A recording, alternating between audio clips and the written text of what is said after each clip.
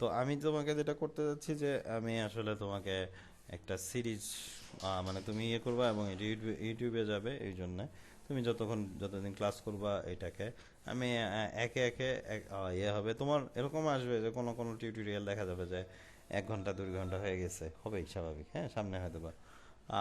But এই tutorial যারা যারা ইউটিউবে দেখতেছেন আপনারা, তারা হচ্ছে যে এরকম যে এই সিরিজটা যদি দেখেন তো হ্যাঁ, 1 2 ঘন্টা টিউটোরিয়াল যেগুলিতে হয়তো বা ভাঙার চেষ্টা পারবো না, বাট এরকম যে মানে বেসিক যে কনসেপ্টগুলি, একটা প্লে লিস্ট তৈরি করা, এই জিনিসটা করে রাখতেছি আমি আজকে।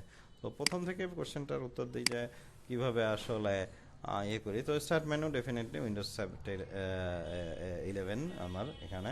সো স্কেচ আপ আমি জাস্ট টাইপ করব, আর যেহেতু ফ্রিকুয়েন্টলি আমি স্কেচ আপটা খুব বেশি ব্যবহার করি, সবচেয়ে বেশি ব্যবহার করি, তো স্কেচ আপে আমি 2025 অন করতেছি। এবং আসার পরে আমি, হ্যাঁ, এর আগেও এই টিউটোরিয়ালগুলি জিনিসগুলি দিছি। আজকে খুব সিম্পল গল্প যে আমি অল্প কিছুই করব, হ্যাঁ, মানে ভয়ঙ্কর কিছু করতে যাচ্ছি না। তো এখানে দেখি যে এখানে ইউনিটগুলি আছে। আর স্কেচআপ আমি কোথা থেকে শিখছি? নিজে নিজে হাতড়ায় হাতড়ায় স্কেচআপ ক্যাম্পাস থেকে বা স্কেচআপ ভিডিওস থেকে শিখছি। কোনো এক সময় মানে অত কিছু ছিল না, জাস্ট এইরকম ভিডিও ছিল 40টা না 50টা, তখন গুগলের মালিকানা ছিল স্কেচআপ। স্কেচআপ আপনারা খুব সুন্দরভাবে ওখান থেকে শিখতে পারেন, ঠিক আছে? তুমিও, হ্যাঁ, তুমি যদিও ইংলিশের টিউটোরিয়াল, বাট এনিওয়ে দেখতে পারো, খুবই সুন্দর টিউটোরিয়াল দ্বারা বানায়।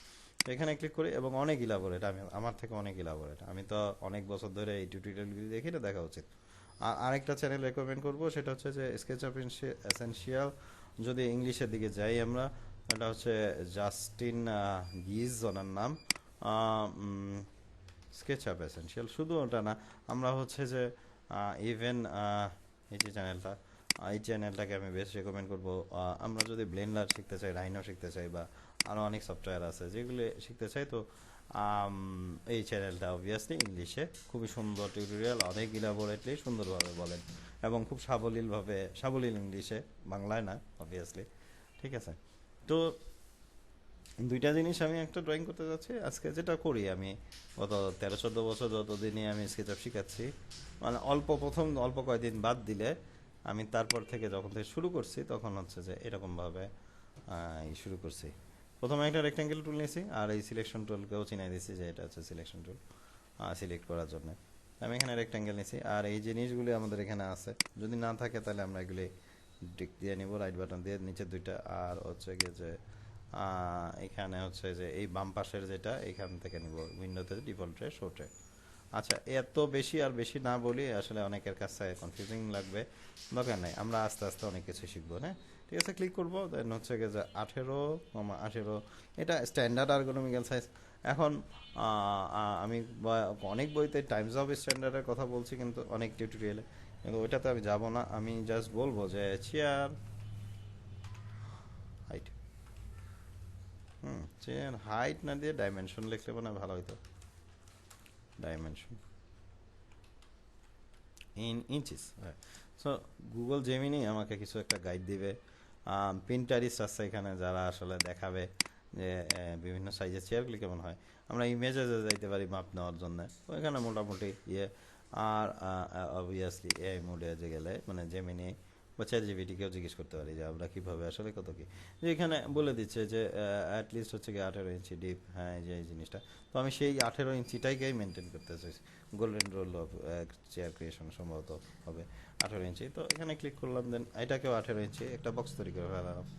আমি যদি এটাকে আরও হাইট দিতে চাই তো দিতে পারি, কিন্তু এটা আমার কাজে লাগবে না। যদি আমি কন্ট্রোল চাপ দিই এবং আরও 18 ইঞ্চি আপ করে দিই, জিনিসটা ঠিক আছে, দেন কন্ট্রোলটা দিয়ে অফ করে দিলাম, প্লাস চিহ্নটা অফ হয়ে গেল। এটাকে বলা যায় পুশপুল টুলের, টুলটার নাম হচ্ছে পুশপুল টুল। দেন হচ্ছে কি 16 ইঞ্চি, এটাকে দাবায় দিলাম।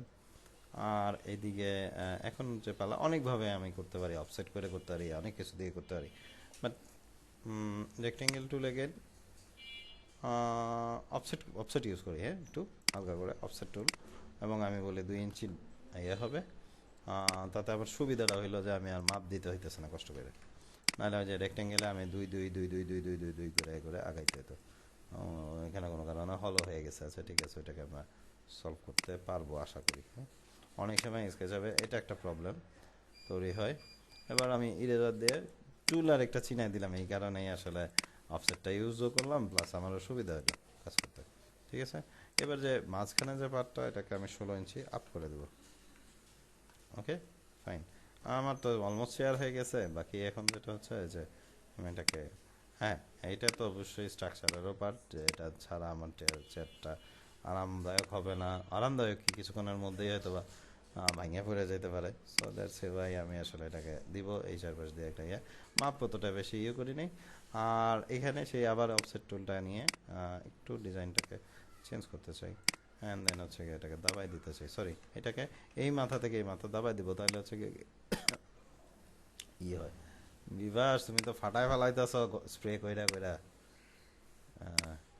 সরি। আচ্ছা, সো আমি মোটামুটি মিড পয়েন্ট, এই যেখানে মিড পয়েন্ট ইম্পর্টেন্ট আমাদের জন্য। হ্যাঁ, এবং এটাকে সামহাও এটাকে কপি করবো মুভ টুল দিয়ে। এটার নাম কপি টুলও বটে। ঠিক আছে, তো আমি এটাকে করলাম, এটাকে হাইট দিলাম এরকম একটা, এবং এটাকে ডাবল ক্লিক করলাম সেম হাইট মেনটেন করার জন্য। ঠিক আছে, সো এখানে, হ্যাঁ বুঝতেছো না, আমি জাস্ট খালি করাই নেবো তোমাকে এখনই। ঠিক আছে, এবং এখানে টেক্সচারিং এখানে এবং এখানে দিয়ে দিলাম, এবং এই ভিডিওটা এই মুহূর্তেই সেভ করবো আমি। আর তুমি এই ভিডিওটা দেখবা 2-3 বার, দেখার পরে যে গল্প সেটা হচ্ছে যে কিছু ভিডিওটা দিয়ে অনুযায়ী কাজ করবা। সো আশা করি এরপরে প্রবলেম হওয়ার কোনো কারণ নাই, আমি এনশিওর করবো যে তুমি কাজটা করতে পারতেছো ফর নাও। আর যারা ইউটিউব থেকে দেখতেছেন, থ্যাংক ইউ। নেক্সট টিউটোরিয়ালের জন্য একটু অপেক্ষা করি।